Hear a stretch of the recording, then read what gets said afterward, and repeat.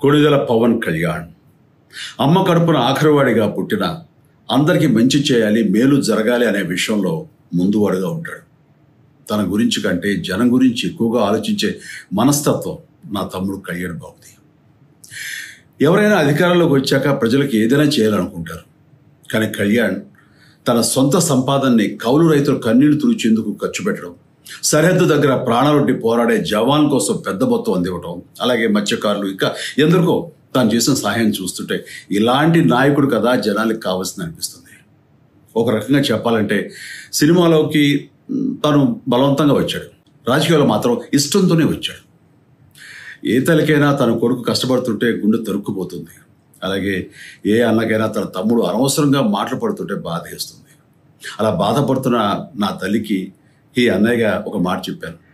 నీ కొడుకు ఎంతోమంది తల్లుల కోసం, వాళ్ళ బిడ్డల భవిష్యత్తు కోసం చేసే యుద్ధం అమ్మా ఇది.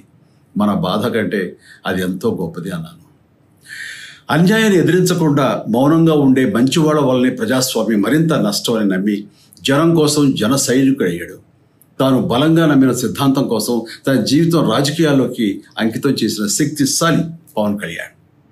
ప్రజల కోసం, రాష్ట్ర భవిష్యత్తు కోసం ఆ శక్తిని వినియోగించాలి అంటే చట్టసభలో అతని గొంతు మనం వినాలి. జనమే జయను నమ్మే జనసేనాని ఏమి చేయగలడో చూడాలంటే మీరు పిఠాపురం ప్రజలు కళ్యాణ్ని గెలిపించాలి.